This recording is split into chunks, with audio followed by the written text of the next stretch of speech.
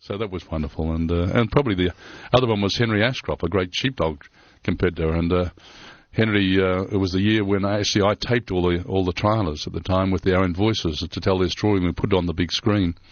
And we had their dogs alongside of them while they were telling their story. And Henry was actually competing, and he'd cast his dog, and the dog had lifted and drawn the sheep up to Henry, and that was the start of the trial. And then they go around the winding peg, down through the gate, and then from the gate to the bridge, and from the bridge into the pen. Well, when he stood in the ring at the bridge, Henry had a massive heart attack, and just hit the ground. He bounced off the ground, and I knew and I was in the broadcast box. I knew immediately he had certainly died. And so again, I raced with the microphone, and I had a wonderful show jumping rider, Dr. Brad Frankham from New South Wales, and he was there at the time. He raced across the arena. He looked like Kathy Freeman, I'll tell you, in full view going across the arena. He was fantastic, and St John Ambulance came in again.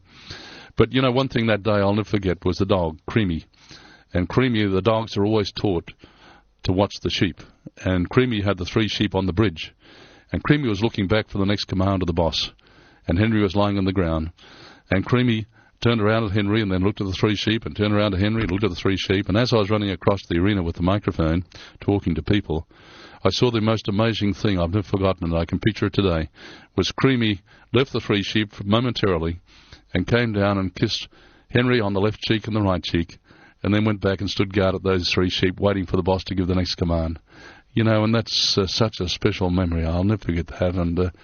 And Creamy went on to sire many other dogs, actually, that are now competing in the show ring. So he was a great man. He was a man that met the Queen, and we made it possible for him to meet the Governor of Queensland, Miss Lenine Ford, at the time in Toowoomba. She went and patted his dog, and that was the highlight of his career, just the fact that he was acknowledged by Her Majesty, patted the dog, and just said, well done, you know. And he was just a great man, and he was still competing in his 80s.